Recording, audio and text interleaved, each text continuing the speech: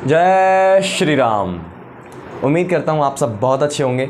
आप सब ने दिवाली ज़ोरों शोरों से मनाई होगी, बहुत सारे पटाखे फोड़े होंगे। अब चलिए इसी उमंग के साथ, इसी जोश के साथ शुरू करते हैं आज की क्लास को। आज हमको क्या पढ़ना है, जो लेक्चर नंबर 4 का पार्ट नंबर 1 हमने जाना, उसमें हमने एसिड की केमिकल प्रॉपर्टीज़ की शुरुआत की थी और मेटल्स के साथ एसिड्स की रिएक्शन देखी थी डिटेल में। दूसरा, आज हम एसिड्स की बची हुई 2 केमिकल प्रॉपर्टीज़ पे चर्चा करेंगे, जिनमें से पहली है, मेरा मतलब टेक्निकली दूसरी है, क्योंकि पहली तो हमने एसिड की मेटल के साथ में रिएक्शन देख ली थी। आज के लेक्चर में हम बची हुई केमिकल प्रॉपर्टीज़ पे बात करते हैं, माने केमिकल प्रॉपर्टीज़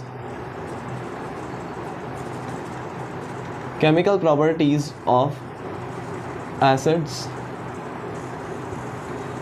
तो देखो सेकंड नंबर पे हमारी आती है, कौन सी आती है सेकंड नंबर पे, इसमें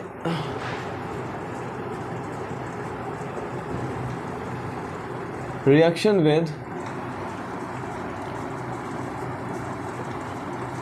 मेटल कार्बोनेट या फिर मेटल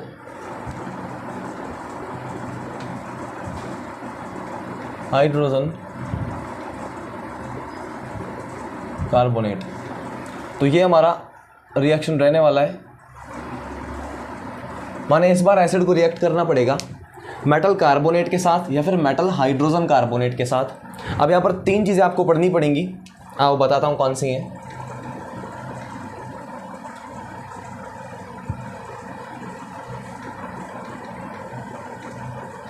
पहला, कार्बोनेट क्या होता है।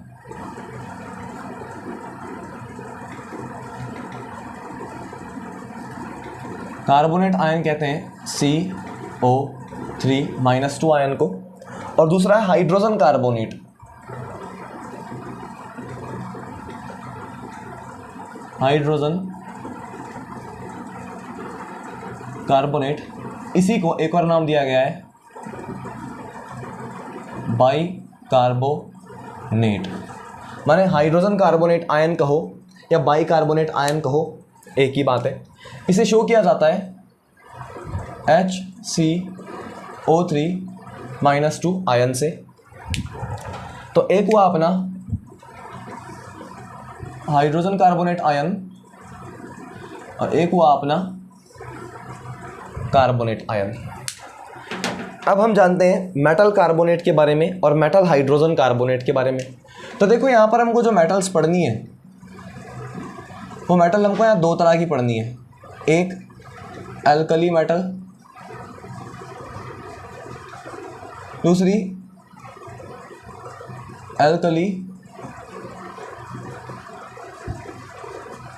Earth metal.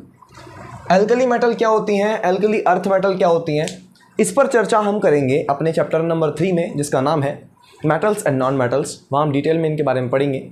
फिलहाल के लिए आप इतना जानें कि एल्कली मेटल कौन कौन सी होती हैं।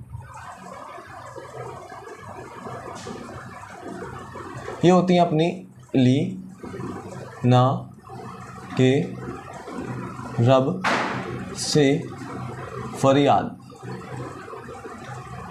क्लियर।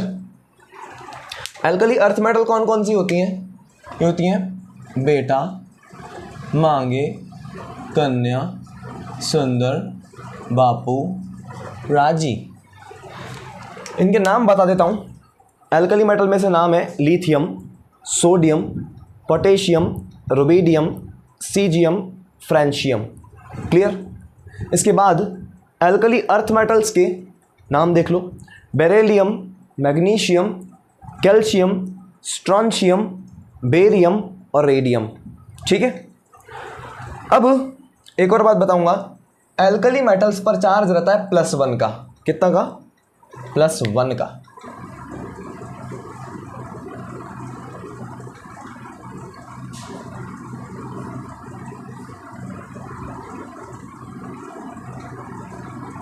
और एल्कली अर्थ मेटल पर चार्ज रहता है +2 का। ठीक है।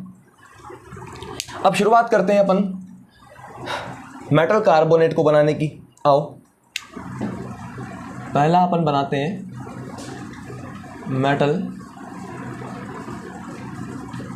कार्बोनेट, पहले मेटल लो फिर कार्बोनेट लो, बड़ा इजी काम है। तो अब मेटल कौन सी उठाऊं, एक काम करते हैं, दो एग्जांपल लेते हैं, जिसमें से एक बार अपन एल्कली मेटल का कार्बोनेट बनाएंगे, उसके बाद एल्कली अर्थ मेटल का कार्बोनेट बनाएंगे। तो मेटल के नाम पर पहले एल्कली मेटल लो, उठा लो कोई सी भी, चलो सोडियम उठा लेते हैं। अभी मैंने बोला कि सोडियम पर चार्ज रहेगा +1, सोडियम एक एल्कली मेटल है और सब एल्कली मेटल पर +1 का चार्ज रहेगा, ये बना दिया +1 का चार्ज। अब इसके साथ कार्बोनेट भी आना चाहिए, ये रहा कार्बोनेट आयन CO3-2। अब करना क्या है सर, इसके चार्ज का क्रिस क्रॉस करवाना है, क्रिस क्रॉस, इसके चार्ज का मैग्नीट्यूड इधर, इसके चार्ज का मैग्नीट्यूड इधर, तो यहाँ 1 आएगा, यहाँ 2 आ जाएगा, रेशियो बनेगा। सिंपलेस्ट रेशियो होने पर लेफ्ट वाले नंबर को लेफ्ट वाले आयन का सबस्क्रिप्ट बनाते हैं, राइट वाले आयन को राइट वाले नंबर को राइट वाले आयन का सबस्क्रिप्ट बनाते हैं। अब यहाँ पर Na आएगा, इसके आगे 2 लिखो, छोटे रूप में 2 लिखो, सबस्क्रिप्ट बनाना है ना, छोटा नंबर। CO3 के आगे 1 लिखते हैं, 1 को शो नहीं करते, तो ऐसे कैसे CO3 लिख दो, तो ये बन गया sodium carbonate, metal carbonate. Sodium एक मेटल है, CO3 लग रहा है मतलब एक कार्बोनेट है, तो मेटल कार्बोनेट अपना इस मेटल का बन गया। अब दूसरा एल्कली अर्थ मेटल ले लो, उठा लो मैग्नीशियम, एल्कली अर्थ मेटल पर कितना चार्ज रहेगा +2, ये रख लिया। कार्बोनेट बनाना है, कार्बोनेट आयन को यहाँ रखो, CO3-2, क्लियर। अब क्या करेंगे सर, इसका और इसका, इस चार्ज का मैग्नीट्यूड इधर, इस चार्ज का मैग्नीट्यूड इधर, मैग्नीट्यूड मतलब नंबर, चार्ज का नंबर, इस चार्ज का नंबर 2 है यहाँ पे, इस चार्ज का नंबर 2 है यहाँ पे। सिंपलेस्ट बनाओगे तो 1:1 आएगा। अब सिंपलेस्ट रेशियो में लेफ्ट वाला नंबर लेफ्ट वाले आयन का और राइट वाला नंबर राइट वाले आयन का सबस्क्रिप्ट बन जाता है। अब निकल के आता है हमारा आंसर MgCO3, ठीक है क्या। Mg के आगे 1 लगाओगे, शो नहीं करते, CO3 के आगे भी 1 लगाओगे, शो नहीं करते, तो MgCO3 मैग्नीशियम कार्बोनेट। ये भी मेटल कार्बोनेट है, ये भी मेटल कार्बोनेट है, ये एल्कली मेटल का कार्बोनेट है, ये एल्कली अर्थ मेटल का कार्बोनेट है। इतना तो क्लियर होता है सर। अब दूसरा हम बनाएंगे मेटल हाइड्रोजन कार्बोनेट। आइए,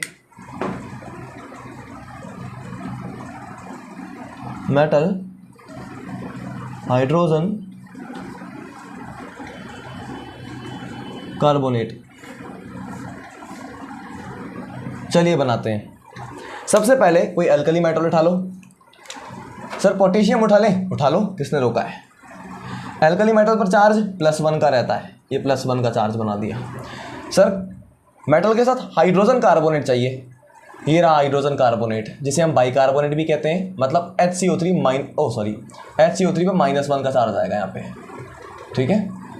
HCO3-1 हाइड्रोजन कार्बोनेट आयन, यहाँ लिखो HCO3-1,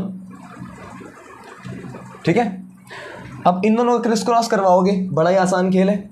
इस चार्ज का मैग्नीट्यूड इधर, इस चार्ज का मैग्नीट्यूड इधर, दोनों के बीच रेशियो बनेगा। अब लेफ्ट वाला जो नंबर है उसे लेफ्ट आयन का सबस्क्रिप्ट और राइट वाले नंबर को राइट आयन का सबस्क्रिप्ट।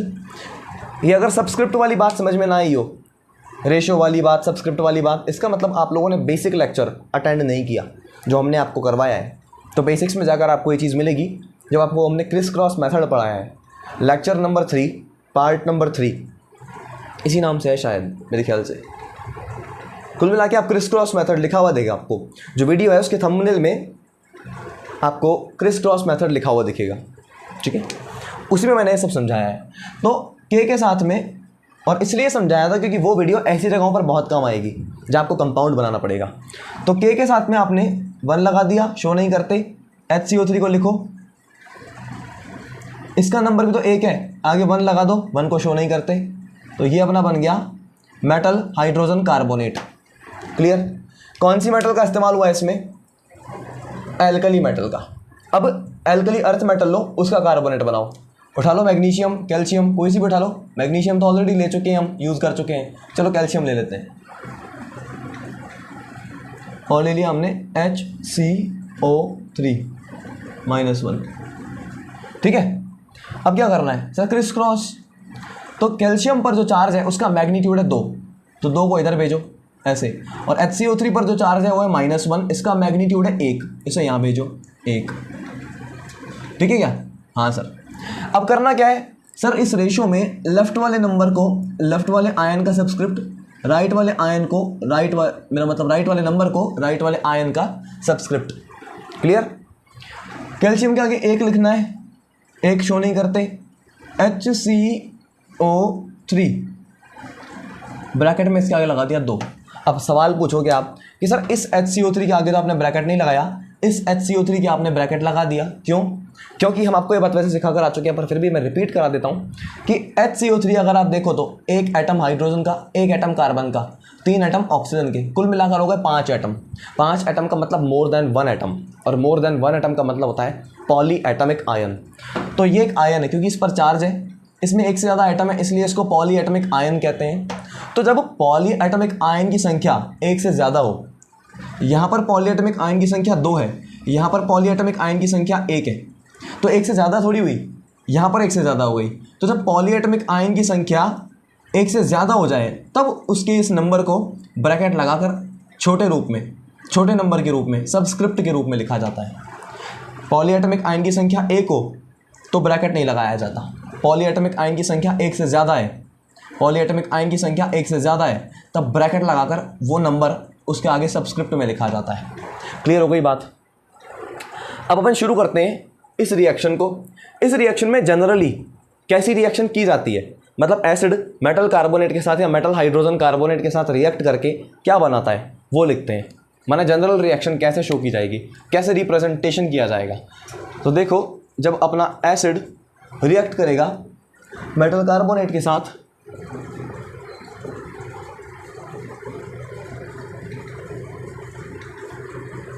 या मेटल हाइड्रोजन कार्बोनेट के साथ, उस कंडीशन में कुछ चीज़ें बनाएगा। एक बनाएगा साल्ट, एक बनाएगा H2O, एक बनाएगा CO2,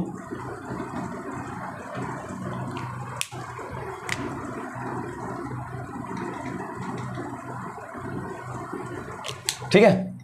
ये अपनी जनरल रिएक्शन हो गई।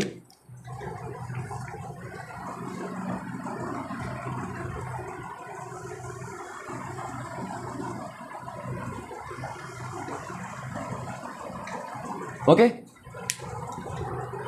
अब एग्जांपल लेते हैं, समझ में आएगा। एक सेकंड रुको, भाई वीडियो चेक करने तो बन रही नहीं बन रही।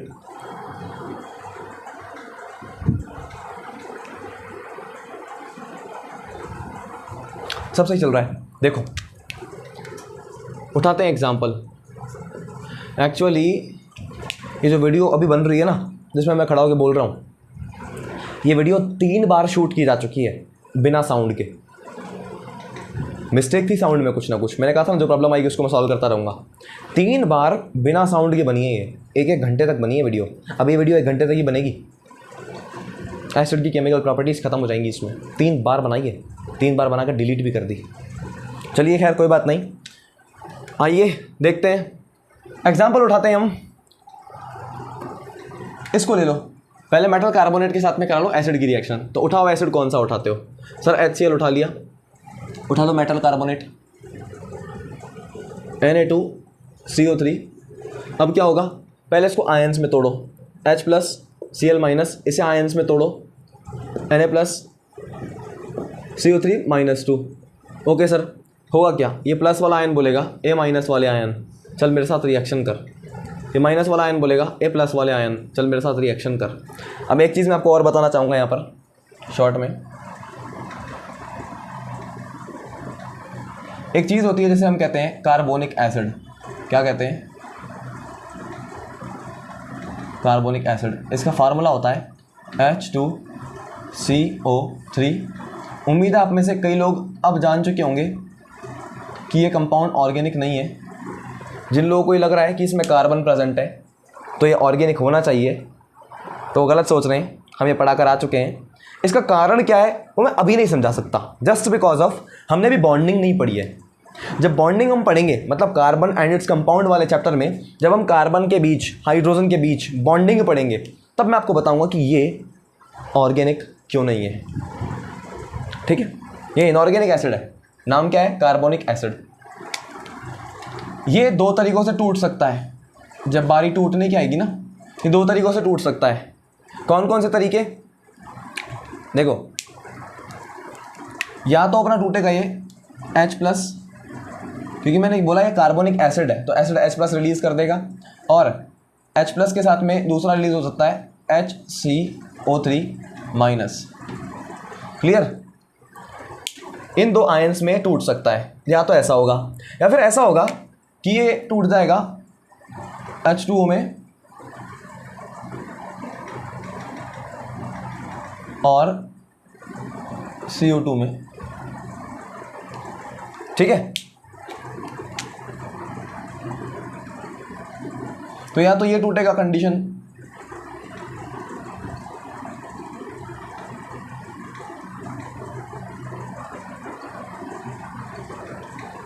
या तो H2CO3 ऐसे टूटेगा, या तो H2CO3 ऐसे टूटेगा। मोस्ट ऑफ द केसेस में H2CO3 ऐसे टूटता है। कारण, क्योंकि H2CO3 जब ऐसे टूटेगा ना तो आयनिक स्पीशी बना रहा है, इस पे भी आयन है, इस पे भी आयन है, और इनको देखो ये न्यूट्रल है, इन पे कोई चार्ज नहीं है, ये आयन नहीं है। न्यूट्रल चीज़ें आयनिक चीज़ों के कंपैरिजन में ज़्यादा स्टेबल होती हैं, इसलिए ये प्रोडक्ट ज़्यादा ठहरेगा, इसलिए ये बनाता है ज़्यादा केस में। ठीक है, क्या बात समझ में आ गई? चलो अब देखते हैं, जब H+ और CO3-2 आपस में रिएक्शन करेंगे तो कैसे रिएक्शन करेंगे वो भी देख लो। ये अपना H+ है, ACO3-2 है, चार्ज का मैग्नीट्यूड इधर 1, चार्ज का मैग्नीट्यूड इधर 2, रेशो बना, सिंपलेस्ट रेशो है, लेफ्ट वाला नंबर लेफ्ट वाले आयन के पास, राइट वाला नंबर राइट वाले आयन के पास। हाइड्रोजन लिखो, उसके आगे छोटा 2 लिखो, CO3 लिखो, इसके आगे 1 लिखो, शो नहीं करते, तो ये बन गया H2CO3। अब जैसा कि मैंने कहा कि H2CO3 बना है तो ये टूटेगा या तो इस रूप में या इस रूप में। किस रूप में टूटना चाहिए? इस रूप में, क्योंकि ये ज़्यादा स्टेबल है। दूसरा, Na और Cl आपस में जब मिलेंगे, Na+ और Cl- क्रिस क्रॉस के थ्रू जब आपस में मिलेंगे तो इस चार्ज का मैग्नीट्यूड इधर 1, इस चार्ज का मैग्नीट्यूड इधर 1। सिंपलेस्ट रेशो में लेफ्ट वाला नंबर लेफ्ट वाले आयन के पास, राइट वाला नंबर राइट वाले आयन के पास। अब मैं बार बार क्रिस क्रॉस करके नहीं दिखा रहा हूँ, ठीक है, जस्ट बिकॉज ऑफ मैं आपको पहले सिखा चुका हूँ। अगर उस लेक्चर को आप देखोगे तो क्रिस क्रॉस मेथड वाले लेक्चर को, तो आपको ये सारी बात क्लियर होगी कि ये आखिर बन कैसे रहे। तो अब Na के आगे लगाओगे क्या? एक लगाओ है ना, एक लगाओ है, लगाओ, लेकिन शो नहीं करते तो छोड़ दो। Cl के आगे 1 लगेगा, शो नहीं करते छोड़ दो। ये बन गया एक साल्ट। साल्ट को बनाने के लिए 2 शर्तें होनी ज़रूरी हैं। साल्ट को बनाने के लिए मैं लिख देता हूँ,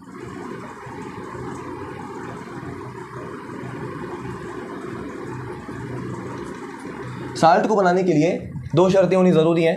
पहली बात कि एसिड प्लस बेस ऐसी रिएक्शन हो, ये एसिड है और जो ये है मेटल कार्बोनेट, ये बेसिक होता है नेचर में, ठीक है।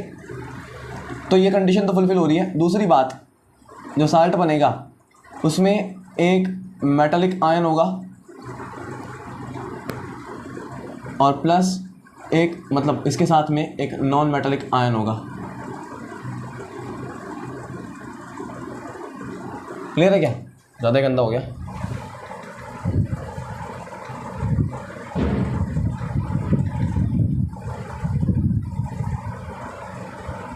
अच्छा, इतना ऊपर सही भी नहीं रहेगा, कट भी ना जाए कहीं लेटर्स इसके। चलो ये लिख देता हूँ, या जगह है ना अपने पास में, ब्लू से लिख देता हूँ। जब साल्ट बनेगा तो 2 शर्तें रहेंगी। पहली क्या रहेगी कि सर एसिड और बेस को मिलना पड़ेगा, रिएक्ट करना पड़ेगा। दूसरी शर्त रहेगी एक मेटालिक आयन रहेगा, एक मेटल आयन रहेगा और एक नॉन मेटल आयन रहेगा।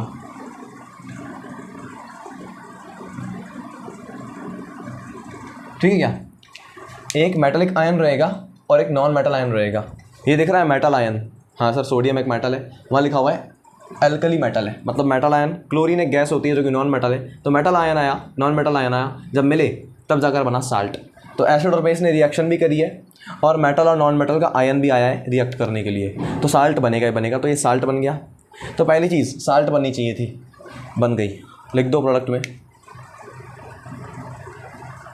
प्लस। सर H2O बन रहा है क्या, CO2 बन रहा है क्या? नहीं सर, ये बन रहा है। महानुभावों, मैं बता चुका हूँ कि H2CO3 जब टूटेगा तो इस रूप में ज़्यादा टूटेगा। तो H2 और CO2 आपको देखने को मिल चुके हैं। तो H2O बना लिक्विड फॉर्म में और CO2 बना गैस की फॉर्म में। क्लियर है क्या? हाँ सर, ठीक है। इसको इरेज करता हूँ। नेक्स्ट एग्जांपल लेते हैं अपन अब।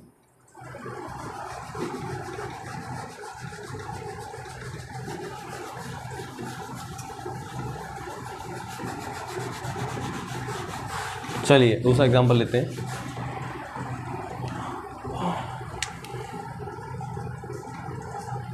अपन ने यहाँ पर एसिड लिया था HCl। अब एसिड चेंज कर लो, क्या दिक्कत है, कर लो चेंज। HNO3, ठीक है। साथ में अब पहले आपने लिया था कार्बोनेट, मेटल कार्बोनेट, कौन सा वाला, एल्कली मेटल का, एल्कली मेटल का, एल्कली मेटल का। इस बार एल्कली अर्थ मेटल का ले लो। मैग्नीशियम क्या है, एल्कली अर्थ मेटल है, तो एल्कली अर्थ मेटल का कार्बोनेट ले लो। तो ले लो MgCO3। करना क्या है, इसे आयन्स में तोड़ो, H+, यहाँ आयन बनाओ NO3-, यहाँ आयन बनाओ Mg+2, यहाँ आयन बनाओ CO3-2। ये प्लस बोलेगा A-, चल रिएक्शन करते हैं। ये माइनस बोलेगा A+, चल रिएक्शन करते हैं। ये आपस में रिएक्शन करेंगे तो मैग्नीशियम NO3-1 Mg+2, यहाँ पर H+ और CO3-2 मिलकर, जैसा कि आपने इस रिएक्शन में देखा था, ये दोनों मिलकर H2CO3 बनाते हैं। तो मैं सीधा लिख देता हूँ H2CO3 बनाएंगे। अब H2CO3 को टूटना है तो इस और इस रूप में टूट जाएगा, ठीक है। ये जो बना है साल्ट, मेटलिक आयन आया, नॉन मेटल आयन आया। नाइट्रोजन एक गैस है, नॉन मेटल। ऑक्सीजन गैस है, नॉन मेटल। तो ये नॉन मेटल का आयन है, ये मेटल का आयन है। जब मेटल का आयन नॉन मेटल के आयन के साथ में रिएक्ट करेगा, जब एसिड बेस के साथ में रिएक्ट करेगा तो साल्ट बनेगा। अब इसमें चार्ज का मैग्नीट्यूड इधर जो कि है 2, चार्ज का मैग्नीट्यूड इधर जो कि है 1 रेशियो। सिंपलेस्ट रेशियो में लेफ्ट नंबर लेफ्ट वाले आयन के पास, राइट वाला नंबर राइट वाले आयन के सबस्क्रिप्ट में। तो Mg लिखो, उसके आगे 1 लगाओ, शॉर्ट में शो नहीं करते तो हटा दो। और NO3 लिखो। अब क्योंकि NO3 में 1 नाइट्रोजन का आइटम और 3 ऑक्सीजन के आइटम है, मतलब पॉलीएटमिक आयन है, तो पॉलीएटमिक आयन की संख्या जब 1 से ज़्यादा होती है तब ब्रैकेट लगाकर उसका नंबर सबस्क्रिप्ट के रूप में लिखा जाता है। ये बन गया आपका साल्ट। साल्ट भी बन गया और इसके टूटने से वाटर और CO2 भी बन गई। तो हम पहले साल्ट का नाम लिख देते हैं, मतलब साल्ट का केमिकल फार्मूला लिख देते हैं। तो ये MgNO3 का होल ट्वाइस प्लस, अब आप यहाँ बनाओगे इसके टूटने से H2O और CO2, H2O liquid plus CO2 gas. Okay, ये बना दिया, रिएक्शन क्लियर। अब मैं इसे इरेज कर देता हूँ। अच्छा, ये जो मैंने कचरा किया है ना, ये सब आप एग्जामिनर के सामने नहीं करना। एग्जामिनर आपसे सिर्फ रिएक्शन मांगता है, सिर्फ रिएक्शन मांगता है, इसलिए आप ये काम रफ में करना, ठीक है। एग्जामिनर को साफ सुथरी रिएक्शन बैलेंस करके दो कि क्या हो रहा है रिएक्शन में। अब आपको मैंने सब इसलिए सिखाया, मैं चाहता हूँ तो रटवा देता कि भाई ये सब बनता है, लेकिन ये सब सिखाने का मकसद ये था, जब एग्जामिनर आपसे पूछेगा ना कि इस रिएक्शन में जब HCl नाम का एसिड सोडियम कार्बोनेट नाम के बेस के साथ रिएक्शन करेगा तब बनने वाली जो गैस है उसका नाम बताओ। तो गैस तो CO2 बन रही है, आप बोलोगे कार्बन डाइऑक्साइड। तो कार्बन डाइऑक्साइड ही गैस कैसे बनी है, उसके लिए आपको इन दोनों की रिएक्शन करानी पड़ेगी, तो इनके आयन्स मिलाने पड़ेंगे, तब जाकर H2CO3 बनेगा। और H2CO3 टूट जाता है इस रूप में, इसलिए हर एक बात मैंने थोड़ी डिटेल में बताई है ताकि आपको दिमाग में बस भी जाए और आप इसका इस्तेमाल भी कर सको। दूसरा, अब हमने मेटल कार्बोनेट एक बार लिया, एल्कली मेटल का मेटल कार्बोनेट, फिर हमने लिया एल्कली अर्थ मेटल का मेटल कार्बोनेट। मेटल कार्बोनेट के 2 एग्जाम्पल हो गए। अब हम मेटल हाइड्रोजन कार्बोनेट की बात करते हैं। मेटल हाइड्रोजन कार्बोनेट में एक बार एल्कली मेटल का मेटल हाइड्रोजन कार्बोनेट लो, फिर एल्कली अर्थ मेटल का मेटल हाइड्रोजन कार्बोनेट लो। तो आओ इन्हीं दोनों एग्जाम्पल को उठा लेते हैं। पहला ये वाला लो, तो HCl फिर एसिड फिर चेंज कर लो, H2SO4 वो लो, KHCO3 क्या होगा सर यहाँ पर वही ये रूटेगा H प्लस आयन और SO4 -2 आयन, यहाँ K प्लस आयन और HCO3 -2 आयन। क्या होगा सर ये प्लस बोलेगा A माइनस, चल रिएक्शन करते हैं, ये माइनस बोलेगा A प्लस, चल रिएक्शन करते हैं। ये और ये रिएक्शन करेंगे तो H2 दो H हो गए और एक CO3 हो गया, तो मैं कह सकता हूँ H2CO3 दोबारा बन जाएगा। यहाँ से जब रिएक्शन होगी तो ये K+1 है और SO4 -2 है। इस चार्ज का मैग्नीट्यूड है 1 जो कि यहाँ जाएगा क्रॉस में, इस चार्ज का मैग्नीट्यूड है 2 जो कि यहाँ जाएगा क्रॉस में। सिंपलेस्ट रेशो बनने पर लेफ़्ट वाला नंबर लेफ़्ट वाले आयन के सबस्क्रिप्ट में, राइट वाला नंबर राइट वाले आयन के सबस्क्रिप्ट में। तो K लिखो, उसके आगे छोटा वाला 2 लिखो, SO4 लिखो, उसके आगे 1 लिखो। अब एक को शो नहीं करते इसलिए हटा दो, तो ये बना K2SO4। ये मेटालिक आयन है, ये नॉन मेटालिक आयन है, ये एसिड है, ये बेसिक है। तो एसिड और बेस मिल रहे हैं, मेटल और नॉन मेटल के आयन पास में आ रहे हैं, दोनों शर्तें पूरी हो रही हैं, मतलब साल्ट बनेगा। तो ये अपना साल्ट है। तो लिखो प्रोडक्ट पहला बन गया अपना K2SO4 का साल्ट प्लस जो H2CO3 बना है, ये जब टूटेगा तो H2O और CO2 बनाएगा, तो यहाँ पर H2O liquid plus CO2 gas बन रही है। ये हमने रिएक्शन का कचरा साफ कर देते हैं।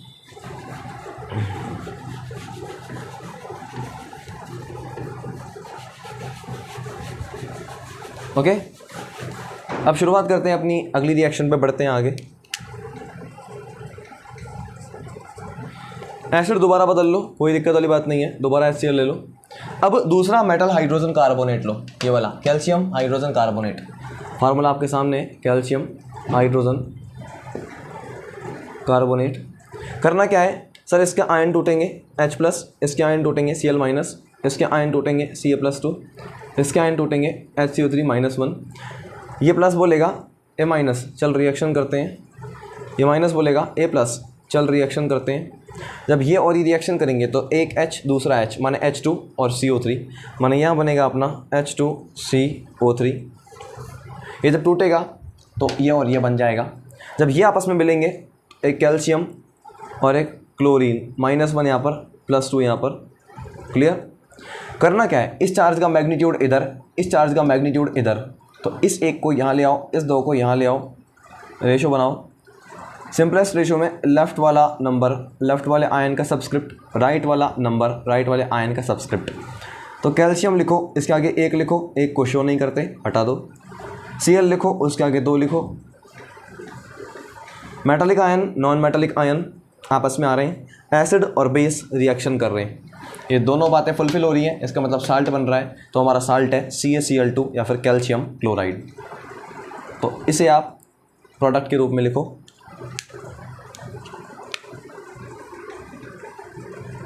प्लस H2CO3 बन रहा है, मतलब ये टूटेगा और वाटर के साथ CO2 गैस भी बनेगी।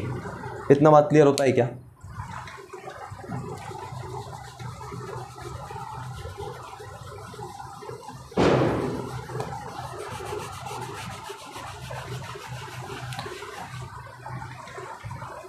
यह हमने पढ़ा मेटल कार्बोनेट के 2 एग्जाम्पल, मेटल हाइड्रोजन कार्बोनेट के भी 2 एग्जाम्पल, एसिड की रिएक्शन करवाई है हमने इनके साथ में। तो साल्ट बन रहा है, ये बन रहा है, ये बन रहा है, ये बन रहा है, ये बन रहा है। H2O बन रहा है, बन रहा है, बन रहा है, बन रहा है, बन रहा है। CO2 बन रही है, बन रही है, बन रही है, बन रही है, बन रही है। हमको कैसे पता लगे कि इस रिएक्शंस में, इन रिएक्शंस में CO2 बन रही है? कोई टेस्ट है क्या जिससे हम पता लगा सके ये CO2 बनती है नहीं बनती है? बिल्कुल है टेस्ट हमारे पास। मैं कह सकता हूँ टेस्ट फॉर CO2। आओ वही जानना है हमारे को। Test for CO2 gas.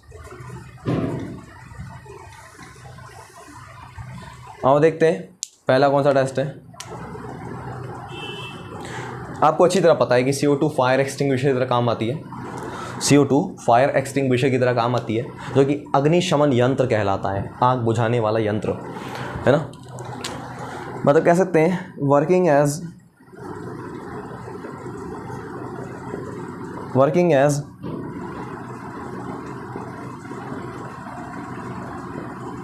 Fire extinguisher it can blow of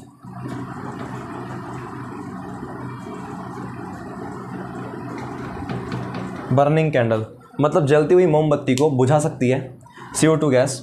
माने जहाँ ही रिएक्शन चल रही है, जिस टेस्ट ट्यूब में चल रही है, वहाँ से जब CO2 बाहर निकल रही होगी तो उसके पास जलती हुई मोमबत्ती ले जाओ, मोमबत्ती बुझ जाएगी। क्लियर? मतलब CO2 ने ही ये काम किया है, क्योंकि CO2 बुझा देती है आग को। ठीक है। दूसरा टेस्ट क्या है सर? दूसरा टेस्ट हमारा खास है। पहला टेस्ट तो फिर भी हल्का था, दूसरा टेस्ट हमारा स्पेशल है, और वो बताता है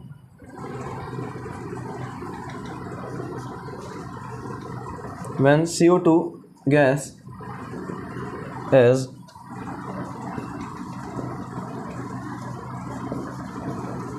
passed through lime water, ठीक है, it turns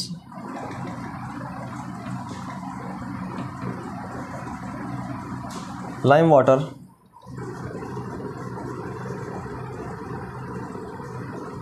milky due to formation of CaCO3।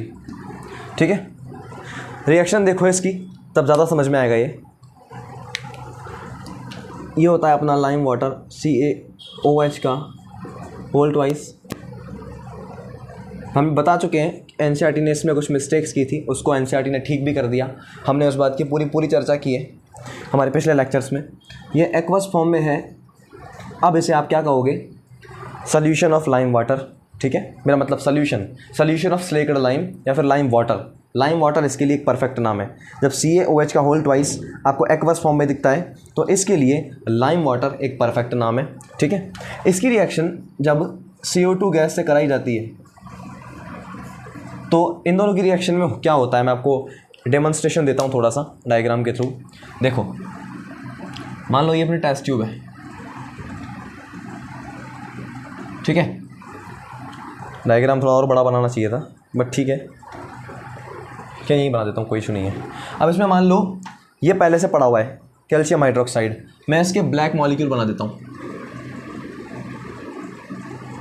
ये लो, बना दिए। या ऐसे करता हूँ यार, चलो मान लो कि CaOH का होल ट्वाइस को मैं क्यूब से शो कर रहा हूँ और CO2 को मैं गोले से शो करता हूँ। क्लियर? ये पहले से पड़ा हुआ है पानी में, ढेर सारा पानी है, उसमें कैल्शियम हाइड्रोक्साइड है, मतलब चौकोर कैल्शियम हाइड्रोक्साइड पड़ा हुआ है।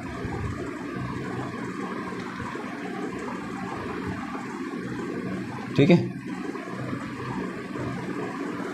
अब क्या होगा सर? अब इसमें आपने डाल दी कैल्शियम, आपने इसमें कार्बन डाइऑक्साइड गैस डाल दी। कार्बन डाइऑक्साइड गैस आपने इसमें एंटर करा दी। इसको हम गोले से शो कर रहे हैं। सुनना मेरी बात, पूरे सोल्यूशन में कैल्शियम हाइड्रोक्साइड के मॉलिक्यूल्स हैं, यहाँ पर भी, यहाँ पर भी, यहाँ पर भी, यहाँ पर भी, यहाँ पर भी, यहाँ पर भी, पूरे सोल्यूशन में। पानी में ये घुला पड़ा है पूरा पूरा। CO2 गैस डालोगे तो धीरे धीरे करके ये भी नीचे उतरेगी, तो CO2 गैस इससे भी मिलेगी, इससे भी मुलाकात करेगी, इससे भी मुलाकात करेगी, इससे भी मुलाकात करेगी, इससे भी मुलाकात करेगी, इससे भी मुलाकात करेगी। मतलब हर जगह पर मुलाकात हो रही है। अगर आप देखो तो हर जगह पर मुलाकात हो रही है। इधर भी मुलाकात हो रही है, इधर भी मुलाकात हो रही है, इधर भी मुलाकात हो रही है, इधर भी मुलाकात हो रही है, इधर भी मुलाकात हो रही है, इधर भी मुलाकात हो रही है। माने हर जगह पर, इधर इधर इधर इधर इधर इधर, हर जगह पर। क्या बात है। मतलब CO2 गैस, ये गोला है भाई, ध्यान रखना, रिप्रेजेंटेशन है। ये चौकोर बना रखा है हमने, इसको ब्लैक से बना देता हूँ वरना आप लोग, ये ऑक्सीजन रिप्रेजेंटेशन है, ध्यान रखना, ये ऑक्सीजन नहीं है ए भाई, ये रिप्रेजेंटेशन है, रिप्रेजेंटेशन शॉर्ट में बना देता हूँ। ठीक है, ये चौकोर है, ये रिप्रेजेंटेशन है। तो कैल्शियम हाइड्रोक्साइड के मॉलिक्यूल तो पहले से पड़े हुए थे, चौकोर चौकोर चौकोर चौकोर चौकोर, लेकिन CO2 बाद में आई ऊपर से, तो हर एक मॉलिक्यूल के साथ में रिएक्ट करने लगी। ये रहा कैल्शियम हाइड्रोक्साइड, ये CO2 आ गया रिएक्ट करने, ये रहा कैल्शियम हाइड्रोक्साइड, CO2 आ गया रिएक्ट करने। जब हर जगह रिएक्शन होती है ना, तो पूरे सोल्यूशन का कलर वाइट हो जाता है। क्यों वाइट हो जाता है? वाइट हो जाता है मतलब मिल्की हो जाता है, दूध के जैसा रंग हो जाता है। ये देखो हमने लिखा है यहाँ पर when CO2 is passed through lime water, this is our lime water. जब इसमें CO2 पास कराते हो तो CO2 लाइम वाटर के कलर को मिल्की कर देती है। क्यों? क्योंकि इन दोनों की रिएक्शन से एक कंपाउंड बनता है जिसका नाम है कैल्शियम कार्बोनेट। ये बनता है यहाँ पर कैल्शियम कार्बोनेट, और साथ में रिएक्शन बैलेंस करोगे तो आपको यहाँ वाटर भी बनता दिखेगा। समझ गए क्या? माने इस रिएक्शन में आपको ये बनता दिखता है और एक्चुअली इसकी वाइट पीपीटी दिखती है। अब एक छोटा सा सवाल बच्चों के मन में, वाइट पीपीटी, पीपीटी का मतलब तो होता है प्रेसिपिटेट, मतलब अवक्षेप, नीचे जाकर जम जाना और सफ़ेद सफ़ेद रंग का दिखना। लेकिन यहाँ पर पूरा सॉल्यूशन देखो क्या लिखा है हमने, लाइम वाटर जो पहले से सॉल्यूशन पड़ा हुआ है इस पूरे का रंग मिल्की हो जाएगा। माने इस पूरे का रंग मिल्की हो जाएगा, पीपीटी तो नीचे जाके बैठ जाती। कैल्शियम कार्बोनेट वाइट कलर का ही होता है, लाइमस्टोन नाम है इसका, चूना पत्थर कहते हैं हिंदी में। तो ये सफ़ेद रंग का ही होता है, नीचे जाकर बैठ जाता है, जम जाता है, प्रेसिपिटेशन हो जाता है। लेकिन यहाँ तो पूरा सॉल्यूशन ही मिल्की है। क्यों? क्योंकि कैल्शियम हाइड्रोक्साइड मॉलिक्यूल के साथ में जो पहले से कैल्शियम हाइड्रोक्साइड पड़ा था, इस मॉलिक्यूल के साथ में CO2 रिएक्ट करने आई तो इधर भी रिएक्शन हुई, इधर भी रिएक्शन हुई, इधर भी रिएक्शन हुई, इधर भी रिएक्शन हुई। माने पूरे सॉल्यूशन में CO2 और कैल्शियम हाइड्रोक्साइड की रिएक्शन चले जा रही है। इन दोनों की रिएक्शन होते ही कैल्शियम कार्बोनेट बनता है। तो अगर यहाँ पर रिएक्शन होगी तो यहाँ पर भी कैल्शियम कार्बोनेट बनेगा, यहाँ रिएक्शन होगी तो यहाँ पर भी कैल्शियम कार्बोनेट बनेगा, यहाँ रिएक्शन होगी तो यहाँ पर भी कैल्शियम कार्बोनेट बनेगा। मतलब जहाँ जहाँ रिएक्शन हो रही है वहाँ हर जगह पर कैल्शियम कार्बोनेट बन रहा है। कैल्शियम कार्बोनेट सफ़ेद रंग का है। पूरे सॉल्यूशन में ही अगर कैल्शियम कार्बोनेट के पार्टिकल्स बन रहे हैं तो पूरे सॉल्यूशन में ही सफ़ेद रंग दिखेगा ही नहीं दिखेगा। जैसे जैसे ये पार्टिकल बढ़ते जाएंगे संख्या में, उसके बाद धीमे धीमे ये पार्टिकल नीचे सेटअप होते जाएंगे और फिर पीपीटी दिखा सकते हैं। बट फिलहाल के लिए इनिशियली इन्होंने पूरे के पूरे सॉल्यूशन को कैसा कर दिया? मिल्की कर दिया। क्लियर है क्या? अब बात आती है अगर CO2 को और डाला जाए, एक्सेस में डाला जाए, धमाधम डाला जाए तो क्या होगा? सर तब ज़्यादा कैल्शियम कार्बोनेट बनेगा, है ना, और ज़्यादा सफ़ेद रंग आएगा? नहीं, कहानी कुछ और होती है। देखो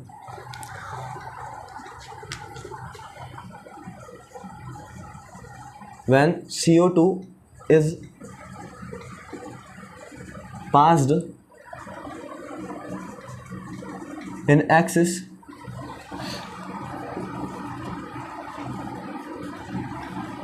formation of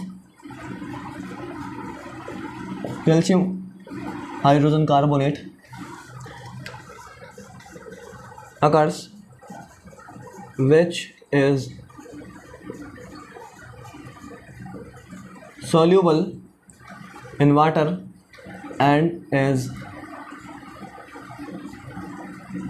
colorless। ये रिएक्शन समझाता हूँ, मतलब इसके लाइन जो है वो समझाऊंगा रिएक्शन के माध्यम से। इन दोनों की रिएक्शन से हमको ये मिला तो इसे उतार लो यहाँ पर, पहले तो उतार लिया सर। ये लो, ये कैल्शियम कार्बोनेट प्लस H2O। अब क्या होगा? इसमें आप CO2 मिलाओ। क्या मिलाओ? CO2। सर वो तो पहले भी मिला रहे थे, अब ज़्यादा मिलानी है। ज़्यादा मतलब बहुत ज़्यादा। ये देखो ये लिखा है ना एक्सेस, इसका मतलब होता है बहुत ज़्यादा। अब आपने यहाँ पर CO2 गैस मिलाई ढेर सारी। क्लियर? तो वाटर की प्रेजेंस में ये CO2 कैल्शियम कार्बोनेट के मॉलिक्यूल्स के साथ रिएक्शन करे जाती है क्योंकि CaCO3 बन गया और CO2 अब भी डाले जा रहे हो। पहले CaCO3 नहीं था, कैल्शियम हाइड्रोक्साइड था, तो CO2 इसके साथ रिएक्ट कर रही थी। जब CaCO3 बन गया है अब, तो अब ये CO2 बोलती है कि पानी की प्रेजेंस में तेरे से और रिएक्ट करूँगी और अब बनाऊँगी कैल्शियम हाइड्रोजन कार्बोनेट। और जो अपने ये भैया हैं कैल्शियम हाइड्रोजन कार्बोनेट, यह है कलरलेस। ये कैसे हैं? कलरलेस और पानी में घुल जाते हैं। पहले CaCO3 बन रहा था जो सफ़ेद रंग का था और पानी में जम रहा था, पीपीटी के रूप में नीचे जाके बैठने की कोशिश कर रहा था। अब बनाए CaHCO3 का होल ट्वाइस, मतलब कैल्शियम हाइड्रोजन कार्बोनेट, जो कि घुल भी सकता है पानी में, सॉल्यूबल है और रंग नहीं दिखाता, कलरलेस है। मतलब लगातार अगर CO2 पास कराते जाओगे इस सोल्यूशन में, CO2 लगातार पास कराओगे, एक्सेस माने बहुत ज़्यादा CO2 पास कराओगे, तो जो पहले सफ़ेद रंग दिख रहा था, लाइम वाटर का कलर जो मिल्की दिख रहा था, बाद में वो मिल्कीनेस डिसअपीयर हो जाएगी। क्लियर है क्या? Occurs which is soluble in water and colourless. Hence milkiness disappeared, यह लिख देता हूँ मैं, हैंस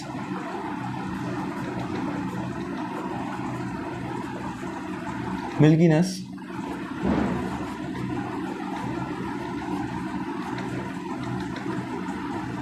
डिसअपियर्स। ठीक है क्या? हाँ सर। तो रिएक्शन में क्या था, पहले CO2 पास कराई कैल्शियम हाइड्रोक्साइड में, तो आपका कैल्शियम कार्बोनेट बना जो कि सफ़ेद रंग की PPT के रूप में बनता है, नीचे जाकर जमने की कोशिश करता है, क्योंकि हर जगह पर रिएक्शन हो रही है CO2 और CaOH का होल ट्वाइस की, तो हर जगह पर कैल्शियम कार्बोनेट बनेगा, इसलिए पूरा सोल्यूशन आपको सफ़ेद रंग का दिखेगा। अदरवाइज़ ये सारे पार्टिकल्स मिलकर नीचे जमेंगे जो PPT बनाते हैं सफ़ेद रंग की। अगर CO2 को आप लगातार पास कराते जाओगे, एक्सेस में पास कराओगे, उस कंडीशन में ये बनेगा कैल्शियम हाइड्रोजन कार्बोनेट, जो कि सॉल्यूबल है पानी के अंदर, इसमें घुल जाता है पूरा पूरा। जैसे ये PPT के रूप में था तो ये घुल जाता है पूरा का पूरा। ये सफ़ेद रंग का था कैल्शियम कार्बोनेट, लेकिन ये कैल्शियम हाइड्रोजन कार्बोनेट ये आपका कलरलेस है, मतलब मिल्कीनेस गायब हो चुकी है। पहले इसकी वजह से दूधिया रंग आ रहा था, दूध के जैसा रंग आ रहा था, मिल्कीनेस शो हो रही थी, बाद में मिल्कीनेस डिसअपियर हो गई क्योंकि ये बन गया। ठीक है क्या? यहाँ तक हमने आपको एसिड की सेकंड केमिकल प्रॉपर्टी के बारे में बताया। अब हमारा सेकंड काम होगा, मतलब इसके बाद वाला काम, कि एसिड की थर्ड केमिकल प्रॉपर्टी के बारे में बताएं। ठीक है? अब मैं हटता हूँ, आप लोग इसको कॉपी करो, फिर इसको इरेज करते हैं, है ना।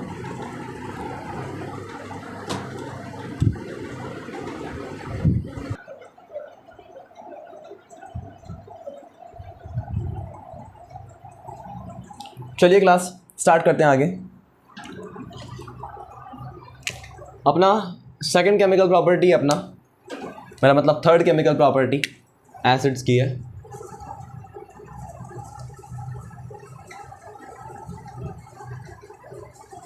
रिएक्शन विद मेटालिक ऑक्साइड या फिर मेटल ऑक्साइड। क्लियर? हाँ सर। सर मेटल ऑक्साइड के बारे में बता दो थोड़ा बहुत, बड़ी बेसिक सी बात है। आओ देख लेते हैं यहाँ पर। सबसे पहले आप जानो ऑक्साइड आयन क्या होता है। ये होता है O-2 आयन। बात करें मेटल ऑक्साइड की, तो मेटल वही दो तरह की होती है, एक एल्कली और एक एल्कली अर्थ मेटल। ठीक है? तो हम पहला एग्जांपल लेते हैं एल्कली मेटल का। कौन कौन सी थी? लीन आगे, रब से फरियाद, ये सब तो थी।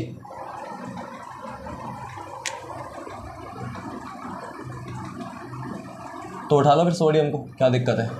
Na+ और O पे -2, इसका मैग्नीट्यूड इधर 1, इसका मैग्नीट्यूड इधर 2।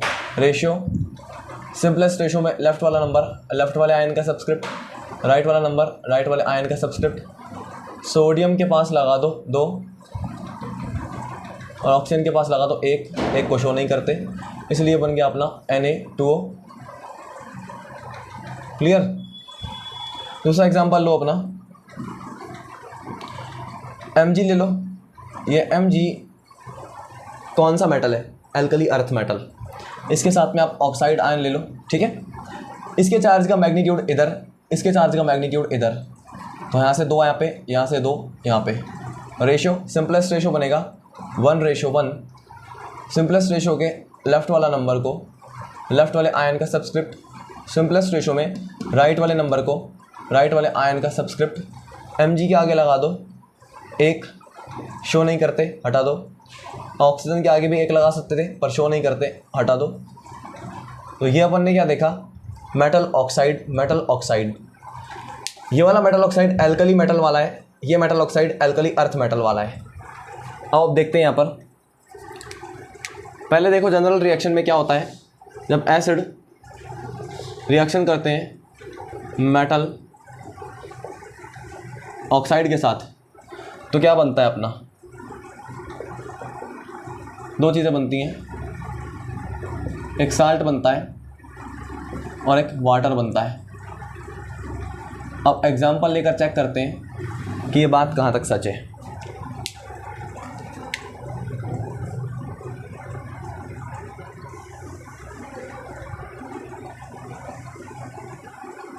चलो उठाओ एग्जांपल, आपके सामने ही एग्जांपल रख रखा है।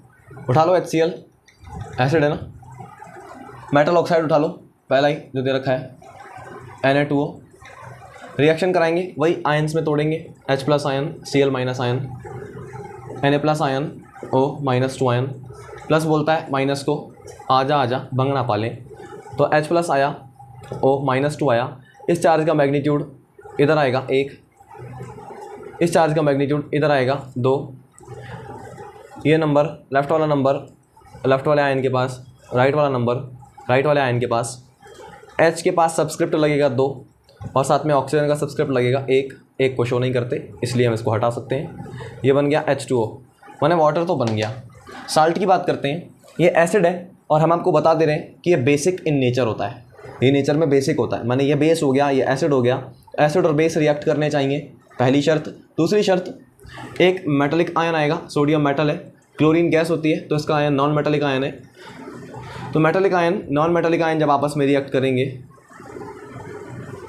एसिड और बेस आपस में रिएक्ट करेंगे, मेटलिक आयन और नॉन मेटलिक आयन आपस में रिएक्ट करेंगे तो साल्ट बन जाएगा। तो साल्ट भी बन रहा है, वाटर भी बन रहा है, माने ये रिएक्शन सही है। साल्ट बना NaCl और साथ में वाटर। क्लियर। ये कचरा आपको एग्जामिनर के सामने नहीं करना होता, इसलिए हम इसे इरेज कर देते हैं। मेरी बंदगी है तू, मेरी जिंदगी है तू,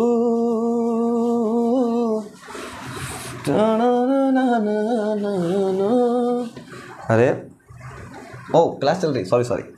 चलो दूसरा एग्जाम्पल, ये उठा लो मेटलिक ऑक्साइड। तो यहाँ पर हमने उठाया MgO, साथ में उठाया सॉरी पहले हम एसिड उठाते हैं, एसिड है ना, एसिड कौन सा ले, बदल दो एसिड, कोई दिक्कत नहीं है, H2SO4। अब साथ में आप ले लो वो MgO, ठीक है।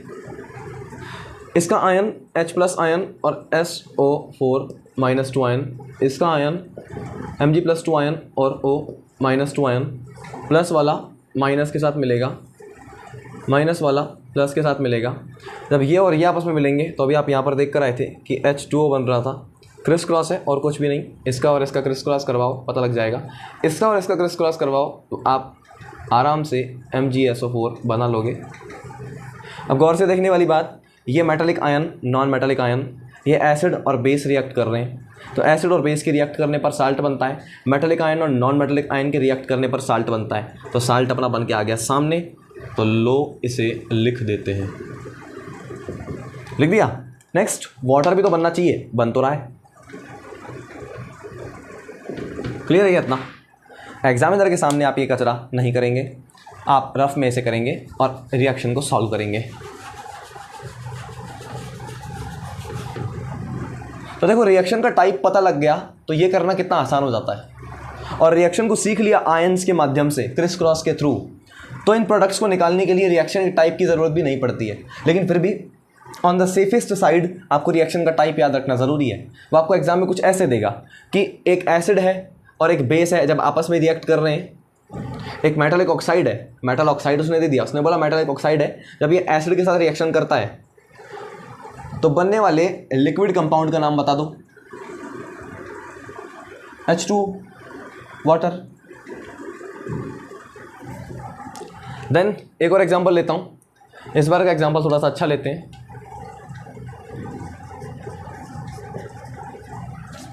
थोड़ा सा अच्छा एग्जांपल लेता हूं ताकि मैं कुछ सिखाना चाह रहा हूं आपको, इससे एक नोट दूंगा आपको मैं। एसिड लो चेंज कर लो एसिड, कोई दिक्कत वाली बात नहीं है। और साथ में अपना ले लो, इस बार ले लो कॉपर ऑक्साइड। चलो आयंस तोड़ो, इसके आयन H प्लस, या आयन NO3 माइनस 1, यहाँ पर आयन कॉपर प्लस 2, यहाँ पर आयन ऑक्सीजन माइनस 2। ये प्लस वाला आयन माइनस वाले के साथ मिलेगा। तो अभी आप देख कर आए थे H प्लस और O माइनस 2 आयन जब आपस में मिलेंगे तो H2O बनेगा। ये और ये आपस में मिलेंगे तो आप खुद अब कर सकते हो क्रिस क्रॉस। फिर भी एक बार करके दिखा देता हूँ। मेरी बंदगी है तो, चलो देखो, ये कॉपर आयन, ये नाइट्रेट आयन, करना क्या है, इस चार्ज का मैग्नीट्यूड इधर, इस चार्ज का मैग्नीट्यूड इधर, तो एक यहाँ पर रेशो 2 यहाँ पर, सिंपलेस्ट रेशो में लेफ़्ट वाले नंबर को लेफ़्ट वाले आयन के पास, राइट वाले नंबर को राइट वाले आयन का सबस्क्रिप्ट बनाकर, तो कॉपर के आगे 1 लिखना है, शो नहीं करते छोड़ दो, NO3 के पास ब्रैकेट लगा के 2 लिखा। अब आप समझ गए होंगे मैंने ब्रैकेट क्यों लगाया है, क्योंकि यहाँ पर 1 नाइट्रोजन और 3 ऑक्सीजन, मतलब कुल मिलाकर 4 एटम है जो कि 1 से ज़्यादा हैं। तो पॉली एटमिक आयन, क्योंकि इस पर चार्ज है तो ये पॉली एटमिक आयन भी है, चार्ज होने की वजह से आयन है, 1 से ज़्यादा एटम है इसलिए पॉली एटमिक है। तो पॉली एटमिक आयन की संख्या जब 1 से ज़्यादा हो, 2 है ना, 1 से ज़्यादा है, पॉली एटमिक आयन की संख्या जब 1 से ज़्यादा हो तब उसके पास ब्रैकेट लगाकर उसके नंबर को लिखा जाता है। क्लियर, बात समझ में आती है। तो ये अपना साल्ट बन गया। क्यों, एसिड और बेस रिएक्ट करते हैं, मेटल ऑक्साइड एक बेसिक नेचर का होता है और ये एसिड है ही, nitric acid, sulphuric acid, hydrochloric acid, metal oxide metal oxide metal oxide are basics in nature, basic in nature. तो एसिड और बेस रिएक्शन कर रहे हैं तो साल्ट बनेगा। पहली बात, मेटल का आयन, कॉपर एक मेटल होती है, नाइट्रोजन गैस है, ऑक्सीजन गैस है, नॉन मेटल्स, तो metallic ion non metallic ion जब आपस में रिएक्ट करेंगे तो भी साल्ट बनेगा। तो दोनों शर्तें फुलफिल हो गई, एसिड बेस की reaction, metal non metal ion का रिएक्शन, तो ये साल्ट बनाए। तो कॉपर NO3 का होल ट्वाइस प्लस ये बन गया H2O लिक्विड की फॉर्म में। क्लियर, H2 अकेला होता है तो लिक्विड की फॉर्म में होता है, ये हम पहले चर्चा कर चुके हैं बेसिक्स वाले लेक्चर्स में। ये कचरा मिटाना है, लेकिन उस कचरे को मिटाने से पहले मैं आपको एक ज्ञान की बात बताना चाहता हूँ। अगर आप लोगों को याद हो तो रिएक्टिविटी सीरीज़ नाम की कोई चीज़ थी जो हमको बताती थी, क्या बताती थी, खिलाड़ी ने कैल्शियम मांगा, आलू पकड़ा दिए, जंग छिड़ गई, फिर क्या होगा, प्रभु ही कुछ करेंगे। हैं जी भाई साहब, ए जी भाई साहब, सोना ले लो भाई साहब, गिन कर देख लो, पूरे 13 एलिमेंट्स हैं, 1 2 3 4 5 6 7 8 9 10 11 12 13। मैंने अपनी रिएक्टिविटी सीरीज़ पूरी की पूरी सही है। अब हमने एक बात बताई थी, जो ऊपर के एलिमेंट्स हैं वो ज़्यादा रिएक्टिव होते हैं और जो नीचे के एलिमेंट हैं वो कम रिएक्टिव होते हैं। तो ऊपर के एलिमेंट नीचे के एलिमेंट्स को डिस्प्लेस कर देते हैं। ज़रा यहाँ देखो, सोडियम ऊपर का एलिमेंट है, हाइड्रोजन नीचे का एलिमेंट है, तो ऊपर के एलिमेंट ने नीचे वाले एलिमेंट को डिस्प्लेस कर दिया, इसने इसको यहाँ से हटा दिया और खुद Cl के साथ जाके बैठ गया, ऐसा लग रहा है यहाँ पर, है ना। यहाँ देखो, मैग्नीशियम ऊपर का एलिमेंट है, हाइड्रोजन नीचे का एलिमेंट है, ऊपर का एलिमेंट नीचे के एलिमेंट को डिस्प्लेस करेगा, ऊपर का एलिमेंट नीचे के एलिमेंट को डिस्प्लेस करेगा और खुद उसकी जगह पर जाकर बैठ जाएगा। तो Mg ने SO4 के साथ में बॉन्डिंग कर रखी है यहाँ पर। यहाँ पर गौर से देखो तो कॉपर, सर कॉपर नीचे का एलिमेंट नज़र आ रहा है और हाइड्रोजन ऊपर का एलिमेंट है। ऊपर के एलिमेंट्स नीचे वाले एलिमेंट्स को डिस्प्लेस कर सकते हैं, लेकिन नीचे का एलिमेंट ऊपर वाले एलिमेंट को डिस्प्लेस नहीं कर सकता। फिर ये रिएक्शन कैसे हो गई, मेरी बात सुनो। अगर यहाँ पर अकेला कॉपर आता ना तो ये रिएक्शन नहीं होती, अगर यहाँ पर अकेला कॉपर आता ना तो ये रिएक्शन होने के चांसेस नहीं थे। बात समझ रहे हो, ऐसा ही है ना, ऐसा ही तो है, सोचो ऐसा ही है क्या। अपन एक रिएक्शन कराकर आए थे अगर याद हो तो, और हमने कहा था कि एक स्ट्रॉन्ग ऑक्सीडाइजिंग एजेंट है, तब ये कॉपर के साथ रिएक्शन कर रहा था। एक्स्ट्रा बात बताई थी अपन ने। फिलहाल के लिए कॉपर इसको डिस्प्लेस नहीं कर सकता, फिर भी रिएक्शन होती है। कॉपर इसको डिस्प्लेस नहीं कर सकता, फिर भी रिएक्शन होती है। तो आपको हम ये बताना चाह रहे हैं कि यहाँ पर आपको एक मेटल दूसरे एलिमेंट को, माने एक एलिमेंट दूसरे एलिमेंट को डिस्प्लेस करे, ये नहीं देखना है आपको। यहाँ ये देखना है कि कॉपर ऑक्साइड जो कि एक मेटल ऑक्साइड है, ये बेसिक नेचर रखता है और ये इस एसिड को शांत करता है। माने यहाँ पर बेसिक नेचर रखने वाला मेटल ऑक्साइड इस एसिड के एसिडिक इफेक्ट को न्यूट्रलाइज कर रहा है। तो एक नोट पॉइंट आएगा, क्योंकि अगर आप ये देखते हो, अगर आप इस मुताबिक चलते हो कि यहाँ कॉपर इसको डिस्प्लेस नहीं कर सकता, फिर भी कॉपर हाइड्रोजन को हटाकर यहाँ बैठा हुआ दिख रहा है और कॉपर नाइट्रेट बन रहा है, तो आप ये बात नहीं देखोगे यहाँ पर कि एक एलिमेंट दूसरे एलिमेंट को डिस्प्लेस कर रहा है, बल्कि आप ये देखोगे कि मेटलिक ऑक्साइड ये मेटल है, ये ऑक्साइड है, मेटल ऑक्साइड जो कि बेसिक है नेचर में, तो ये बेस होने के नाते एसिड के इफेक्ट को न्यूट्रलाइज कर रहा है। ठीक है, तो here copper oxide is neutralising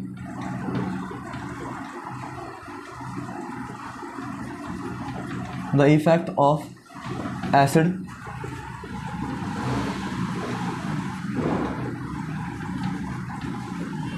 rather than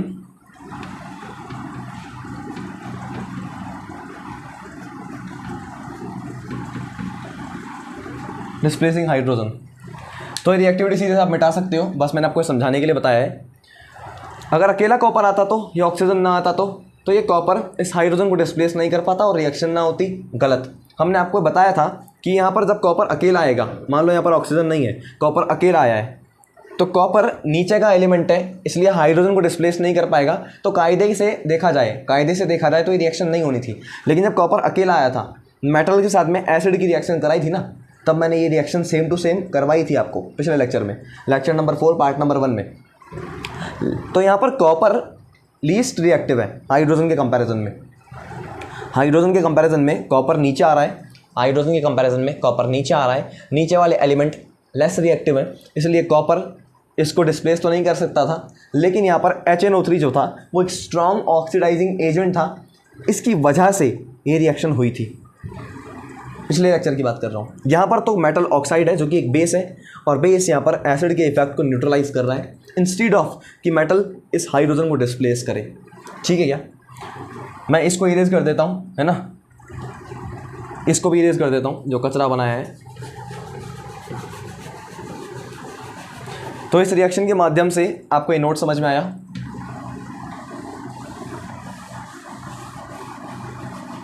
चलिए अब एक रिकैपिचुलेशन देता हूं छोटा सा।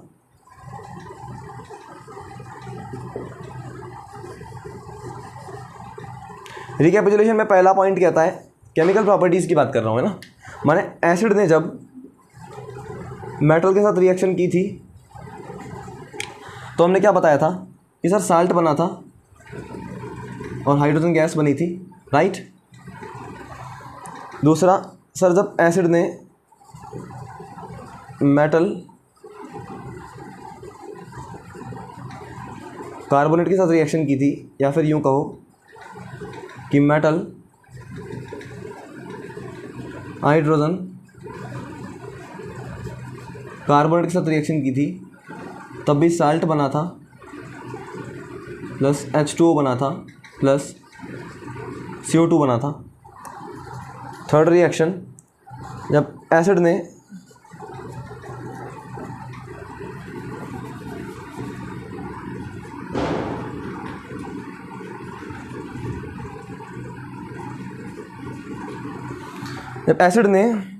मेटल ऑक्साइड के साथ रिएक्शन करी,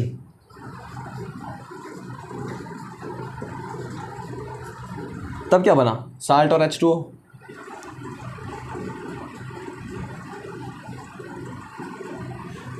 अब गौर से देखो, एक छोटी सी बात बता रहा हूँ मैं यहाँ पर। जब एसिड किसी बेस के साथ रिएक्ट करता है ना तो साल्ट बनता है। सर ये बात तो आप पीछे बता के आ चुके थे। इससे जुड़ी हुई एक और बात बतानी है मुझे आपको, सुनना। अगर मैं बोलूँ एसिड में ऐसा क्या मिला है कि साल्ट बन जाए, सर बेस मिला दो, मतलब एसिड से साल्ट बनाने के लिए आपको बेस मिलाना पड़ता है, सही है क्या? तो देखो, हमको एसिड तो गिवन है, तो इस एसिड में ऐसा क्या मिलाऊं कि साल्ट बन जाए? मैंने एसिड से साल्ट बनाने के लिए बेस को मिलाया होगा। मतलब मेटल्स बेस की तरह एक्ट करती हैं, बेसिक प्रॉपर्टीज़ रखती हैं। एसिड से साल्ट बनाने के लिए क्या मिलाया होगा? बेस मिलाया होगा। मतलब मेटल कार्बोनेट या फिर metal hydrogen carbonate basic properties रखते हैं। एसिड से साल्ट बनाने के लिए क्या मिलाया होगा? बेस मिलाया होगा सर। मतलब मेटल ऑक्साइड भी बेसिक नेचर रखता है। तो अब यहीं से सेकंड नोट अपना आएगा। अब मैं सेकंड नोट कहाँ लिखूँ? यहाँ लिख देता हूँ सेकंड नोट। कचरे की तरह ना हो जाए काम। चलो यहीं लिख देता हूँ, सेकंड नोट यहाँ लिख देता हूँ, ठीक है।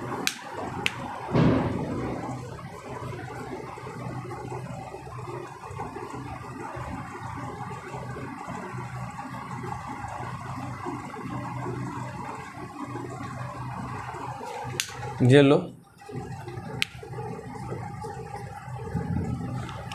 ये हमने आपका अलग से बना दिया रिकैपिचुलेशन। इधर ये नोट आया था इस रिएक्शन से, एक और नोट आ रहा है इस रिएक्शन का नोट। चलो यही लिख देता हूँ, यहाँ क्यों लिखना, खाली रहने दो उस जगह को, अच्छा लग रहा है। ठीक है, यहाँ नोट लिख देता हूँ।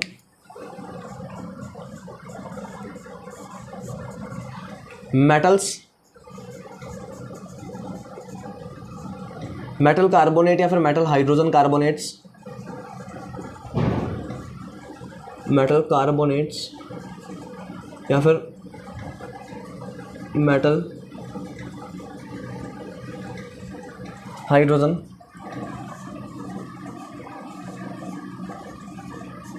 कार्बोनेट और मेटल ऑक्साइड्स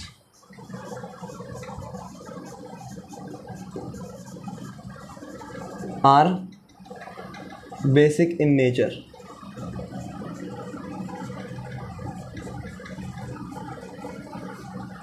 क्लियर है क्या? हाँ सर, ये नोट समझ में आया? तो ये एसिड्स हैं, एसिड्स हैं, एसिड्स हैं, इनसे साल्ट बनाना है, साल्ट बनाना है, साल्ट बनाना है। तो एसिड से साल्ट बनाने के लिए उसमें बेस मिलाओ। एसिड से साल्ट बनाना है तो एसिड में बेस मिला दो, माने मेटल्स बेसिक है। एसिड से साल्ट बनाना है तो एसिड में बेस मिला दो, बेस मिला दो। तो मेटल कार्बोनेट या फिर मेटल हाइड्रोजन कार्बोनेट बेसिक है। एसिड से साल्ट बनाना है तो एसिड में बेस मिला दो, मतलब metal oxides basic in nature. Clear है क्या? ये बात मैंने क्यों बताई? अगर आपको याद हो तो जहाँ हमने एसिड और बेस में डिफरेंस क्रिएट किया था, हमारा लेक्चर जिसमें हमने एसिड और बेस के बीच में डिफरेंस क्रिएट किया था, वहाँ हमने दोनों में 5 मेजर डिफरेंस लिखवाए थे।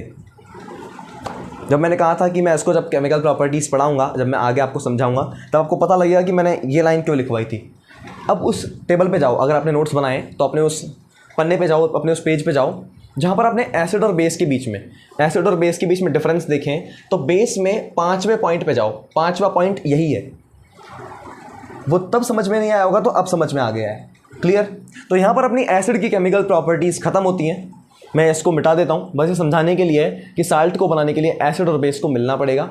डोंट वरी, इस रिएक्शन को, इस टाइप ऑफ रिएक्शन को हम पढ़ेंगे जब हम न्यूट्रलाइजेशन रिएक्शन पढ़ेंगे। इसी को न्यूट्रलाइजेशन रिएक्शन कहते हैं। हाँ मुझे पता है, यहाँ वाटर भी बनेगा, बताऊँगा आगे।